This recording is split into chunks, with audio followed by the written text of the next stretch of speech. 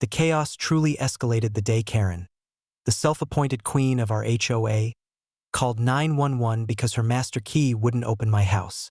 She had no idea that the dispatcher she was speaking to was my son, who calmly verified my ownership and politely informed her that she had no legal grounds to be there. Her face turned red through the phone, her voice trembling with a mixture of frustration and disbelief. And yet she refused to back down, convinced that her authority as HOA chairwoman somehow superseded property law. That single call marked the beginning of an endless chain of confrontations, absurd retaliations, and escalating absurdity that would make our quiet valley feel like the set of a high-stakes action comedy. 2453. Barely a week later, the HOA demolished my barn under the guise of maintaining community aesthetics. It had stood for decades, a centerpiece of my ranch and a symbol of family history. In retaliation, I let my horned bulls roam free across their meticulously landscaped gardens. They screamed, they called the police, they sent cease and desist notices, but nothing could undo the spectacle of their hedges trampled, fountains toppled, and flower beds reduced to mud. The irony was delicious.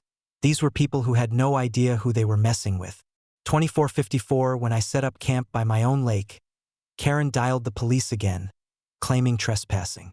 She hadn't realized that the lake, like the pond before it, was entirely within my property. The officers arrived, checked the deed, and left her standing on the shore, her outrage echoing across the water. It didn't stop there. 2455. Her complaints about the ranch pond continued even after they discovered it was used for official Border Horse Patrol exercises. Their repeated interference had transformed my property into a stage for their own humiliation. 2456. Next, they banned my cabin party. My response? I leased the cabin to a loud rock band for a full month, ensuring that the entire valley was serenaded nightly by screaming guitars and drum solos. When Karen dialed the police to complain about my floating lake party, she didn't realize that my permit bore the signature of her boss. Every attempt to control me seemed only to amplify my ability to escalate creatively. 2457. When they demanded I open the ranch gate, they were stunned to discover that I owned the entire valley.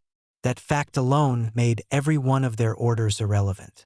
2458. The HOA tried to take over my driveway next. In response, I built a fully legal mini-moat, complete with an automatic bridge that allowed me to cross but blocked anyone else. The bridge was a minor engineering marvel, beautiful, functional, and entirely within the law. 2459. When the HOA entered my house without authorization, they were shocked to discover I was a law enforcement officer. Their overreach immediately ended in arrests, teaching them that my calm demeanor hid far more authority than they imagined. 2460. When they tore down another barn to build a pool, I released my horned army into their backyard once more. Their shrieks and frantic phone calls made the HOA office echo with chaos, but every act of aggression on their part had predictable consequences on mine.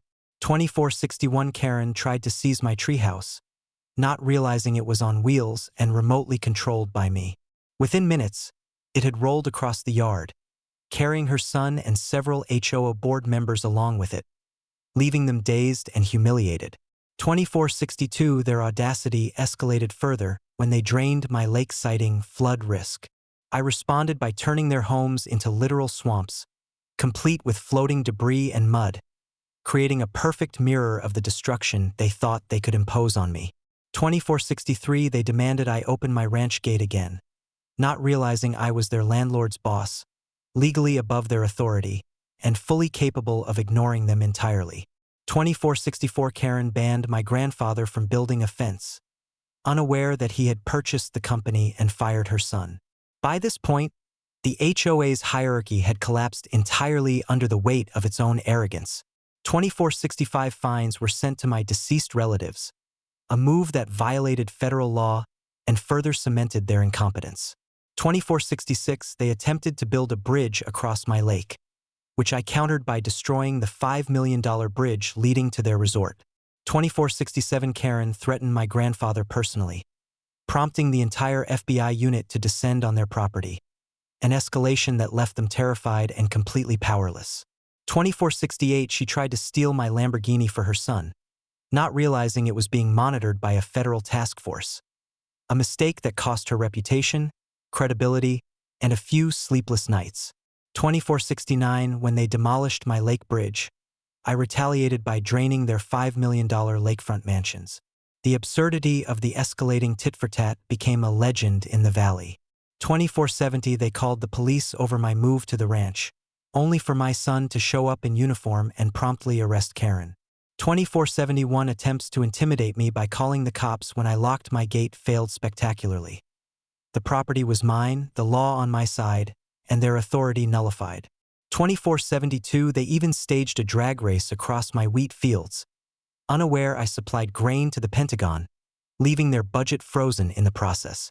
2473, one crash into my ranch fence by the HOA president ended with her Lamborghini mangled by a trap I had installed.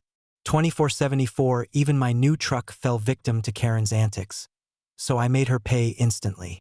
2475, every call to 911 over bills, fences, or gates was met with either legal counteraction or direct intervention from law enforcement family members.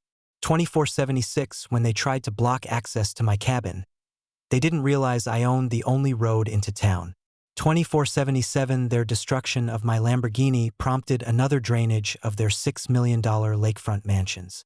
2478 to 2500, every single attempt at intimidation, fines, or trespassing was met with preemptive countermeasures, legal expertise, and occasionally theatrical retaliation, leaving the HOA humiliated and powerless. From floating lake parties to horned bull invasions, every confrontation reinforced the same lesson.